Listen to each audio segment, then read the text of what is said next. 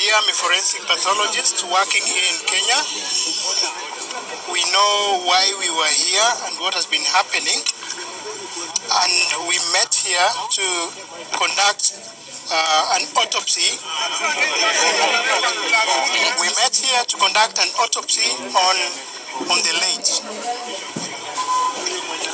We were 5 pathologists here with myself as the lead pathologist, and all parties were represented in the process, including IPOA, other human rights organizations, so features of neck compression.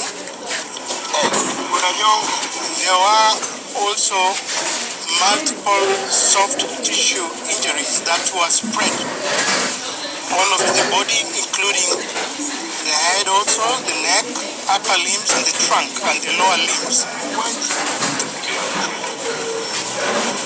These are injuries that externally inflicted from external source and are in keeping with assault. Now, upon conclusion, as we don't stop here, we go further to investigate. So we took... Guys, it's a sad turn of events with the opposition and the government. I don't know what the opposition is currently because, I mean, when you ask me, I would say there's no opposition currently, maybe unless we wait and see what is coming up. Yeah, so it has come to a point whereby whenever people are abducted, arrested, maybe, and are killed in controversial situations, then we have statements coming up, you know, reckless statements. No wonder when the MP Ongonda died, you know, citizens were heartless. When the police vehicle, was it in Nairobi, turned and the police were being pressed, Kenyans were heartless. When the child of which leader died, Kenyans were heartless. Why? Because you give me a sword, I'll give you a sword. Now, Kenyans are in a moment whereby many of them are saddened by the death of OJWANG, right? The father explaining how he left home, you know, how he has struggled 20 years to just make sure that the son has education, gets a degree, and, you know, he hardly has a life because his son is just 3 years now. Now, it is indicated that he abused great men, whatever it means.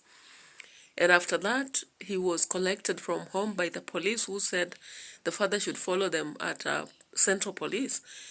Of course, he did worry about the son, being the only son, and left to Nairobi only to reach the Central Police Station with his title deed ready to hold a bond. Of course, when your son is arrested, you are ready to, you know, bail them out and have the case going on.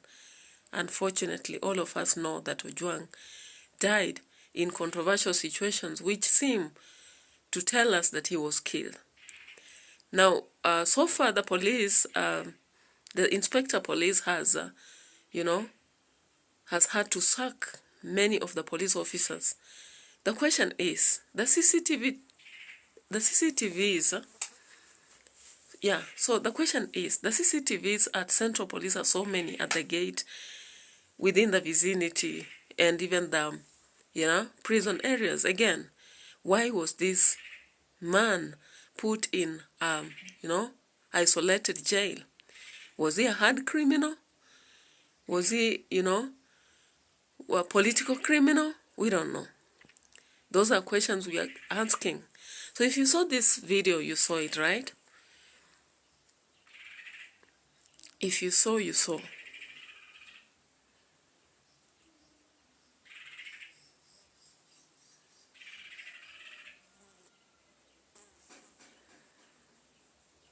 Now, the sad turn of events is when Karen Nyamu, the controversial nominated senator of Nairobi, comes up and throws this statement.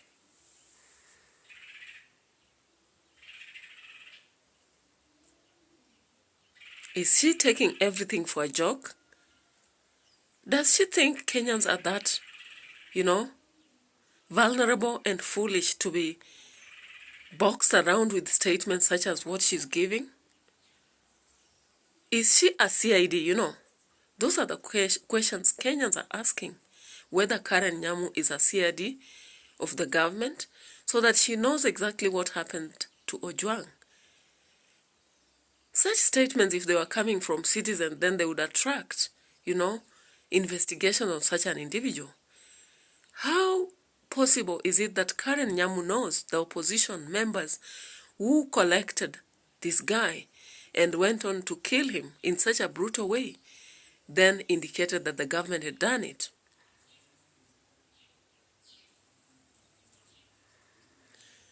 Karen Nyamu now comes up and indicates that it is the opposition that killed this man. However, from the statement the father gives, this man was collected from home by the government.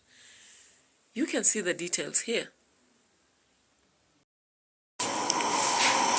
Ni kwamba nimeenda kushuhudia mwili wa kijana wangu umelazwa katika city mortuary. Jana walikuja maafisa wa polisi 6 muda wa saa 7 za mchana. Kama kijana wangu wametoka Ringa kuchukua miti ya kupanda. Kulikuwa kuna mvua. Ni msimu wa mvua. Sasa alipofika hapo, mama yake akampatia chakula hapo nje chini ya mti. Bibi yake akaenda hapo karibu na yeye na mtoto wake, mtoto wangu na ndugu yangu, wakawa wako na mimi na ndugu yangu mdogo hapo ndani. Baada ya muda ambao si mrefu tukiendelea kula, nikasikia ngurumo ya pikipiki inakuja. Kama kawaida yangu, mara nyingine huja wageni hapo. Mimi nikatoka nje kuwalaki wageni ambao wamekuja nyumbani. Nikaona kumbe hata si pikipiki moja, ya pili nafuata hiyo ya kwanza. Now, has it come to a situation where any person is in government and feeling warm and eating well and traveling around thinks that the sword is so sweet for the citizens? So the brutal murder, even if someone has been abusive to whoever it is, they can be dealt with in terms of law. Law does not have any provision for killing. However brutal we are again, Kenyans are wondering whether just the thought of the parent, the trauma of the parent would not let them forget about such incidences of gruesome death, gruesome murder. Now, all of us understand from the yesterday autopsy that this man was tortured, soft tissue injuries. The neck part had injuries. In his room, there was blood, water, his sweater had blood. And, of course, this evidence have been tampered with in one way or another. Remember the government autopsy, man rejected to be involved in this case because of being an interested party. Now, for the first time, we hear Raila talking about the sacking of the officials when he has been quiet on so many abductions. Millie Ojambo, for once, also talked. If you can remember, this is what if you are disrespectful, what do? I block you. That's why, otherwise, why would these guys create the block button? If I think you are disrespectful, block. I will never see what you write again. It's as simple as that. The president has told me in person that he does not stand this. If he does not, then let him crack the whip on the people who are doing this. We have buried too many young people to bury one more young person. It's not going to happen. No. It's because we must also be sensitive when somebody has lost a loved one. Now, guys, what do you think this will do to Kenyans? It is quite clear that many people have been abducted even before and they have been released. They come out almost hollow. You know, a look in their eye would tell you a lot. They look scared and frustrated. Sometimes disappear totally, unable to relate with the world. They can't connect. What is really happening in our country?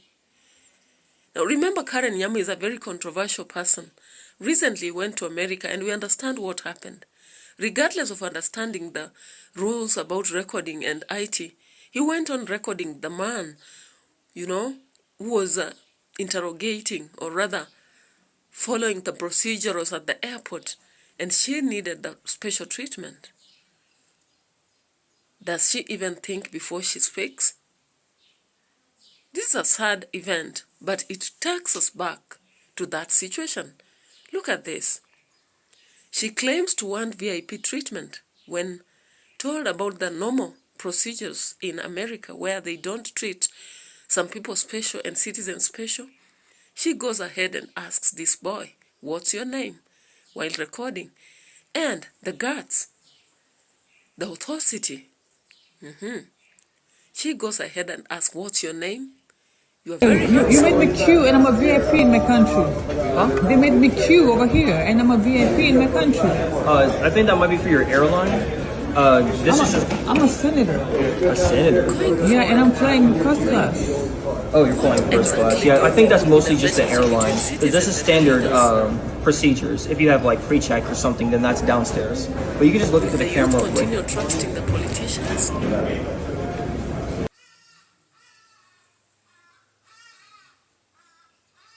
Let's reflect on this. Good day.